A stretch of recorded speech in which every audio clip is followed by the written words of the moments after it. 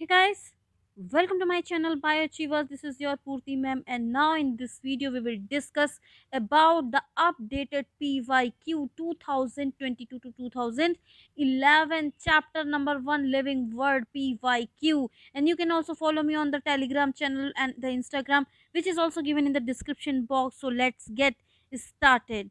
Now, living word, in the first question in the taxonomics categories, which hierarchical arrangement in ascending order is the correct in case of animals? तो यहाँ पर ascending order पूछा गया है, तो very simple कि kingdom, phylum, then COF, मैंने आपको बताया था कॉफ एक फॉर्मूला, आप ऐसे याद कर सकते हैं, जीनस एंड स्पीसीज. तो now let us see the options.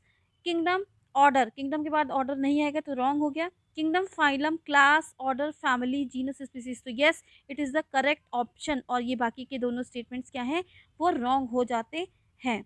Next question is that which one of the following belongs to the family Muscidae. Muscidae किसकी फैमिली होती है? हाउस फ्लाई की. और मस्का डोमेस्टिका इसका नाम होता है, zoological name. So this is the right answer.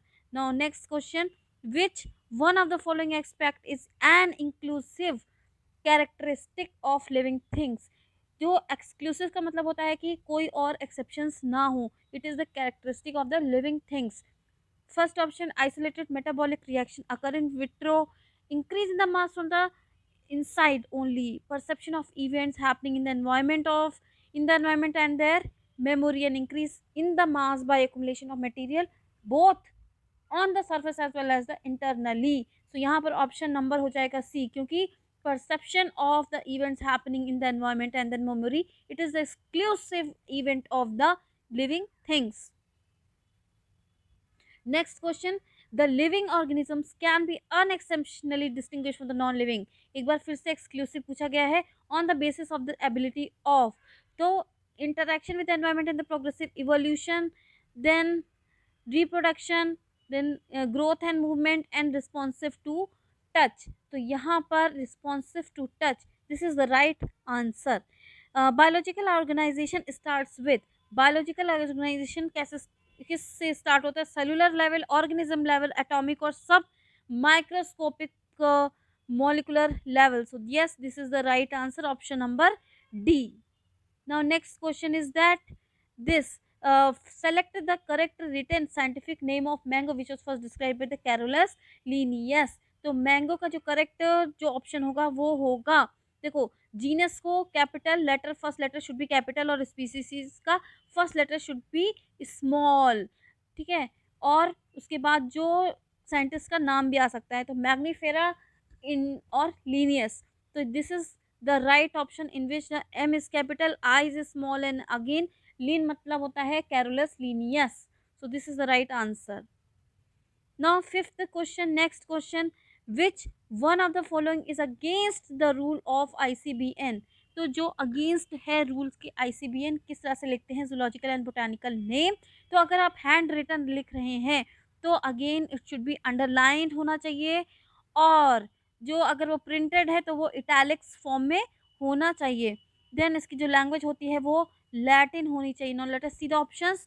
Hand written scientific name should be underline. तो yes, it is correct. Every species should have a generic and a specific epithet. Yes, it is also correct. Scientific names in the Latin and should be italicized. Yes, it is also correct. Generic and specific should be written starting with the small letter. So this is wrong.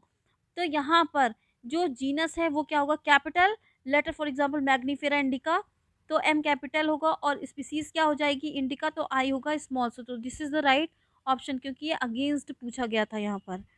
Next question, nomenclature is governed by the certain universal rules. Which one of the following is contrary to the rules of nomenclature? एक बार फिर से contrary statement यहाँ पर पूछा गया है. The names are written in the Latin and are italicized. Yes. When written by the hand, the names have to be underlined. Yes. और biological name can be written in any language. Any language तो नहीं होता है, only language Latin is used. ये क्या है? एक dead language है. The first word in the biological name represents the genus name and the second is the specific epithet. This is also correct. तो यहाँ पर जो right option हो जाएगा वो option number C. Now ICBN, very simple, ICBN किसके लिए full form क्या है इसका? International code of botanical nomenclature, this is the right option. Now next is the biosystematics. Biosystematics का मतलब हो जाता है फाइलोजेनेटिक्स से भी कुछ रिलेटेड होगा इसमें. तो वेरी सिंपल, यहाँ पर the classification of the organism based on the broad morphological character, तो ये तो रॉन्ग हो गया. delimiting various taxa of organism and establishing their relationship. Now next is the classification of the organism based on the evolutionary history and establishing their phylogeny on the totality of the various parameter from all fields of history. So yes, it is the right option. और यहाँ पर identification and arrangement of organism on the basis of the cytological characteristic, it is wrong. Then next is the जो important है यहाँ पर book genre प्लानिटेरम, ये किसने लिखा था? ये लिखा था बेंथर हुकर. और ये इन्होंने क्या दिया था? Natural classification. और ये जो था वो फेनरोगेम्स के लिए था, यानी कि सीड बियरिंग के लिए था, यानी कि एंगियो स्पम्स और जिम्नोस्पर्म्स के लिए. और जितनी भी एनोमली थी वो इस बुक में यहाँ पर लिखी गई है. Now next is the Linnaeus is credited with the by nomenclature, very simple. तो this is right answer. Then next is the Linnaeus evolved a system of nomenclature, again binomial nomenclature, this is the right answer. The term new systematics was introduced by Julian Huxley, very important question. So this is the right answer. Then match the following है यहाँ पर. then यहाँ पर देखेंगे match the following house fly classification. okay, now family is हमेशा end होती है DAE, तो family हो जाएगी हमारी मस्किडेई. ऑर्डर हो जाएगा डिप्टेरा. क्लास हो जाएगा यहाँ पर इंसेक्टा. और फाइलम कौन सा हो जाएगा? आर्थ्रोपोडा. तो यहाँ पर कैसे इसमें देखेंगे, ए का हो जाएगा 3, यानी कि ए और बी में से करेक्ट होगा. तो बी का हो जाएगा यहाँ पर ऑर्डर हो जाएगा इसका डिप्टेरा. बी का है 1, तो यहाँ पर option number 1 is the right answer. Common characteristic between the potato and tomato will be maximum at the level of. जब भी कभी भी किंगडम से स्पीसीज की तरफ जाते हैं तो कॉमन कैरेक्टरिस्टिक क्या होता है? वो इंक्रीज होता है. तो ये सबसे ज़्यादा इसमें देखो, टोमेटो का होता है सोलैनम लाइकोपर्सिकम और इसका होता है पोटैटो का सोलैनम ट्यूबरोसम. तो ये सबसे ज़्यादा सिमिलर हो जाते हैं at the level of their genus. So this is the right answer. So next question, which one of the following organism is scientifically corrected name and corrected printed according to the international rules of nomenclature and correctly described. तो यहाँ पर अगर हम देखेंगे मस्का domestica, यानी कि house fly की बात हो रही है, तो दिस इज रॉन्ग. और यहाँ पे तो लिजर्ड लिखा हुआ है. प्लास्मोडियम फैल्सिपेरा में क्या है कि प्रोटोजोन है. यस, ये तो करेक्ट है. And causing the most serious type of the malaria, yes it is the correct statement. अभी और भी चेक करते हैं. Let us see option 3 Felis. तो ये जो है टाइग्रिस, ये क्या है? Indian tiger and well protected in the Gir tribe. देखो फेलिस जो होता है ना वो कैट्स के लिए होता है, और ये होता है पैंथरा टाइग्रिस होता है. इसका राइट ऑप्शन तो ये भी रॉन्ग हो जाता है. ई कोलाई का फुल फॉर्म होता है इस्चीरिया कोलाई, इंटेमीबा कोलाई नहीं होता है, तो ये भी हमारा रॉन्ग हो गया. सो नेक्स्ट क्वेश्चन यहाँ पर देखेंगे कि विच one of the following animals is correctly matched with the particular taxonomic categories. तो यहाँ पर देखेंगे टाइगर का ये हो जाएगा टाइग्रिस, क्या है स्पीसीज थी, ये करेक्ट हो जाता है क्योंकि पैंथेरा टाइग्रिस अभी हम लोग डिस्कस किया. कटल फिश, तो ये जो हो जाएगा कटल फिश, ये मोलस्का, तो it is correct but it class नहीं है, ये तो उसका फाइलम हो जाता है. देन ह्यूमंस का Primata, it is not the family, तो ये भी हमारा रॉन्ग हो जाता है. हाउस फ्लाई क्या है? मस्का. मस्का क्या है? ये है हमारा जीनस, लेकिन यहाँ पे तो ऑर्डर लिखा है, ये भी हमारा रॉन्ग हो जाता है. So the correct answer is यहाँ पर ये टाइगर टाइग्रिस हो जाता है. Then next question, species are considered as. Species का डेफिनेशन पूछा क्या? Real basic unit of classification, lowest basic unit of classification भी सही है, लेकिन मोस्ट अप्रोप्रिएट हो जाता है real basic unit of classification. ये हमारा राइट आंसर हो जाएगा. Artificial concept of human mind, ये भी तो रॉन्ग है. Real unit of classification divide by the taxonomy, ये भी रॉन्ग हो जाता है. देन यहाँ पर 18th है question, which of the following is less general in characteristics as compared to genus. देखो लेस जनरल का अपोजिट क्या हो गया, यानी कि मोर कॉमन पूछ रहा है यहाँ पर. तो कॉमन फीचर्स एक बार फिर से किंगडम से स्पीसीज की तरफ जाएंगे तो वो इंक्रीज होंगे. एज कंपेयर टू जीनस पूछ रहे हैं, यानी कि जीनस की बात क्या आता है? स्पीसीज. तो यहाँ पर आंसर आ जाएगा species. This is the right answer. 10 taxon is a unit of a group, order, taxonomy, species और genus. तो taxon जो है it is a unit group of taxonomy है ये, ठीक है. Then next question is the sequence of the taxonomic categories. यहाँ पर दिया है, हमें यहाँ पे करेक्ट बताना है. तो एक बार फिर से किंगडम, फाइलम, कॉफ, COF और जीनस एंड स्पीसीज. तो लेट अस चेक यहाँ पर. तो डिवीजन के बाद आ जाता है क्लास, फिर फैमिली, फिर ऑर्डर. तो ये तो रॉन्ग हो गया. डिवीजन, फिर COF क्लास, ऑर्डर, फैमिली, फिर जीनस और स्पीसीज. तो ये हमारा करेक्ट ऑप्शन हो जाता है.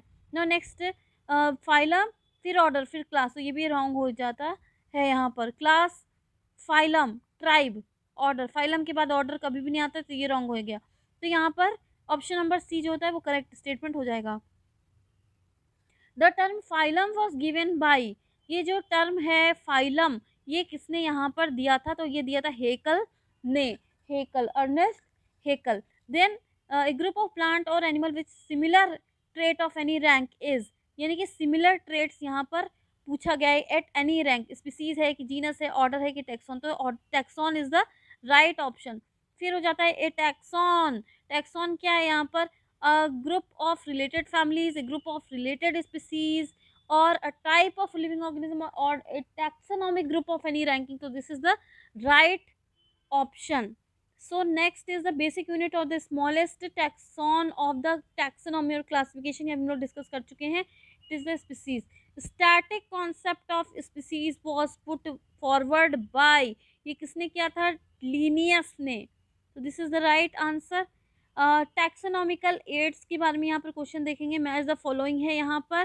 तो हार्बेरियम, तो हार्बेरियम जो है ये इट इज़ अ प्लेस, यानी कि ये ऑप्शन नंबर 3 यहाँ पर करेक्ट हो जाएगा. ए का 3, यानी कि is a place where the dried and pressed plant specimen mounted on the sheet are kept. Then key का क्या इसका डिस्क्रिप्शन है? ऑल्टरनेट, जहाँ पर ये वर्ड आ रहा है.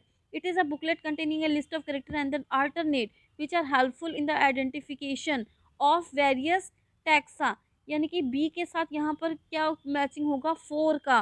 तो A and B options are wrong. Then उसके बाद museum, it is a place having a collection of preserved animals and plants and animals. तो this is the right answer, right matching of the museum.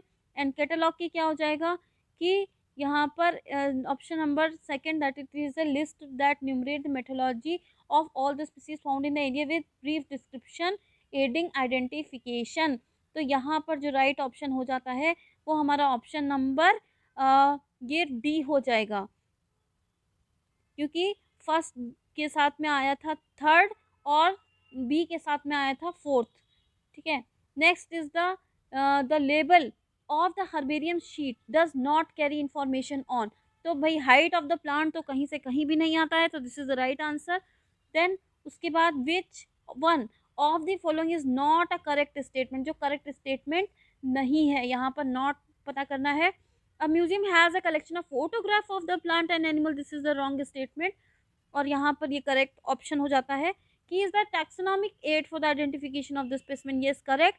Herbarium houses dried, pressed, preserved plants specimen, yes correct. Botanical garden has a collection of living plant for the reference, ये भी.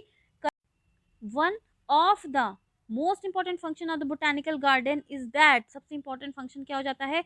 They provide a beautiful area of the recreation. wrong. One can have this observe the tropical plant there, ये भी गलत हो जाता है. They allow the ex situ conservation of the germ plasm, तो ये हमारा एकदम करेक्ट ऑप्शन हो जाता है. ex situ conservation of the germ plasm, and they provide the natural habitat for the wildlife. So this is the PYQ of the living world, very very important. After the completion of this chapter you can see this PYQ, and for the important questions and the expected questions please see the link which is also given in the description box. It will sure help you a lot. So this is all for this video. Thanks for watching. Please like, subscribe and share, and don't miss to press the bell icon. And for more videos please do write in the comment section. Thank you.